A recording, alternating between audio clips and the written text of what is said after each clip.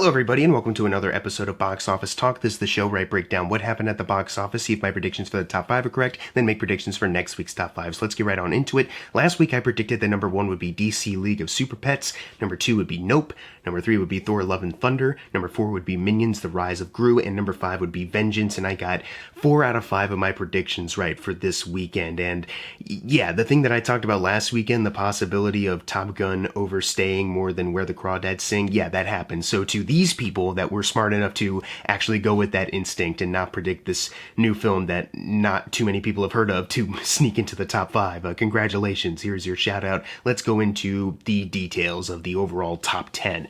Number 1 was, of course, DC League of Super Pets, but am I the only one who is like maybe kind of surprised at how low it got? You know what I mean? In an era where like in the COVID pandemic and then leading out of it to where we are now, as far as like the box office goes, you know, the animated films and family films usually did pretty well. So this one, and this one being a DC, technically a DC film too, it only made $23 million this weekend. Now, worldwide, you know, it opened with $41 million and the budget is like $90 million. So maybe I think in time, it won't be like the biggest success in the world, but they maybe will be able to double that budget. If they're lucky, like in the smallest amount of way, they might be able to triple it even. I guess it depends on the rest of the worldwide rollout. It still has some other places to be released worldwide, so that is also a factor. And I think this movie might also even have some solid staying power just because of what it is and the month that we're about to enter in August, when it's typically kind of slowing down a bit. But still, I was just very shocked, you know, as far as like the Warner Animation Group, or WAG openings.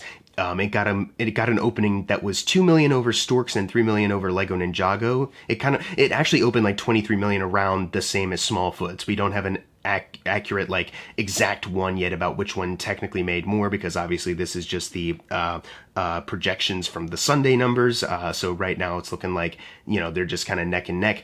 That's gotta be a bummer though. You know, it seemed like the only animated films that did well for WAG are like the Lego movie, Lego Batman movie, and not even really anything else. You know, that's kind of their trend. It was 30 million away from the Lego Batman's opening, 46 million away from the Lego movies, and 11 million even from the Lego Movie the second part's opening, which obviously we talked about it on this show, how Lego Movie 2 didn't really open, you know, as the same as the first movie, a little disappointing overall. It's just, yeah, it's kind of a bummer that these WAG movies kind of come out and they don't do awful. They just, you know, don't do as well as you maybe would think, especially when you compare, like, Dwayne Johnson. I'm not going to be able to talk about every single box office performance of Kevin Hart and Dwayne Johnson's career, but, like, if you look at, like, just the movies that Dwayne Johnson has produced under $7 production, which this technically is, I mean, it did get $10 million over Snitch's opening and $5 million over Baywatch, but it's $1 million under the Skyscraper opening. Skyscraper opened with, like, $24 million on its opening weekend.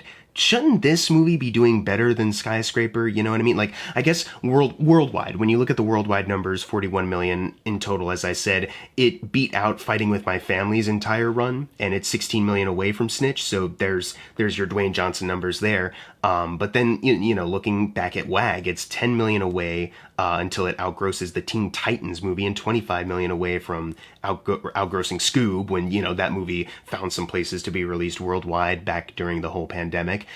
So I guess there's that. It won't be like the lowest grossing thing in the world, but it's just, I don't know, it's kind of a bummer. I didn't even really care for that movie all that much. I'll try, I promise, I'll try to get a review out as soon as possible. But it was, you know, it was just all right, but I definitely was expecting a bigger thing here, and I think even maybe Dwayne Johnson and some other people might have been expecting a bigger thing. I don't know. I have not been online in the past couple hours. I've been at work, so I've not been online to see like what maybe Dwayne Johnson's reaction is to these numbers, if he did any. I don't know. It's just, it's an interesting thing here that I think I've talked about a little too much. So let's go on to number 2, which is Nope, making $18 million this weekend, adding to a domestic total of $80 million. There's still no worldwide total as of right now, but you know, the fact that it is like 20 million away from getting to 100 million domestically is still a pretty good sign. I checked the IMDb release calendar and it still looks like it has some places to be released still. So, you know, similar to DC League of Super Pets, it'll probably, you know, get to that doubling point very soon. As far as the other Monkey Paw productions, it needs 95 million to outgross Get Out and Us domestically.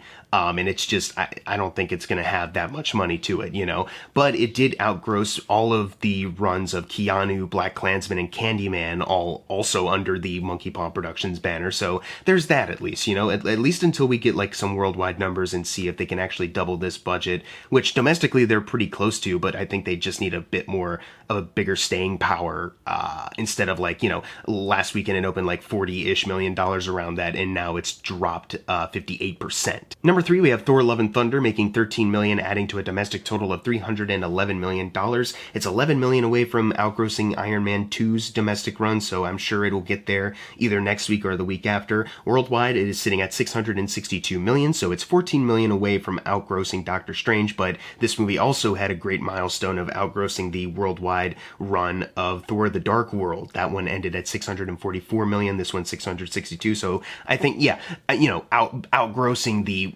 worst received Thor film, that's gotta mean something. Although I think there are people that would argue that this is the worst received Thor film, you know what I mean? So, opinions and takes and whatnot. I don't really have anything else to add to this movie, so let's move on to number 4, which is Minions: The Rise of Gru, making $10 million, adding to a domestic total of $320 million. As far as its, race to outgrossing the last Minions movie, it needs $16 million more to do so. Like I said about Thor, it'll probably, take either next week or the week after, but it's definitely going to do that at this point. Worldwide, it is sitting at $710 million, and it needs $175 million more to outgross The Secret Life of Pets, and then it'll, advance more on the Illumination, like, top 5 highest grossing movies chart worldwide, at least. This is something I talked about last week. I'm continuing now. Very cool stuff. If you're a fan of these movies, at least, who would have thought that, like, out of all of these movies, Minions would be the one that's like doing the best, you know what I mean? Like, that's crazy. Well, obviously this next one at number 5, that's doing the best, but like not counting that, this is the one that's like the standout of the whole thing. And even something like, the MCU movie or the DC animated family film cannot even compete to this. Crazy. But similar to Thor: Love and Thunder, I kind of don't have anything else to add on, so let's, keep it rolling to number 5, which is Top Gun: Maverick, making $8 million, adding to a domestic total of $650 million. As far as the all-time domestic chart, it needs $2 million more to outgross Jurassic World and $9 million more to outgross Titanic. Which it's definitely going to do, and it'll end up number 7 on the top 10 all-time domestic run chart, which is insane to think about. But then switching up to worldwide, sitting at $1,321 million, it got over Fallen Kingdom by $13 million and Deathly Hallows Part 2 by 2, just squeaking by right before this video, and it needs $10 million more to outgross The Last Jedi's entire worldwide run. And it'll get number 14 on, like, I guess in the top 20 of the worldwide one. Like I said, like I've been saying, domestically it's definitely higher up on a list, and worldwide it's kind of harder because that's, a lot of other movies get attention, in other places. But this is, it's still got a fighting chance to keep going, and that's incredible. Number 6, we have Where the Crawdads Sing. Like I mentioned earlier with the shoutouts, this movie just didn't have enough staying power to beat out Top Gun. It lasted for like 2 weeks above Top Gun, and then here we are now, just by a little bit, $7 million, adding to a domestic total of $53 million. Worldwide, it is sitting at $62 million. So it did double its $24 million budget, and it needs to get to 72 to triple it, so $10 million more, I think.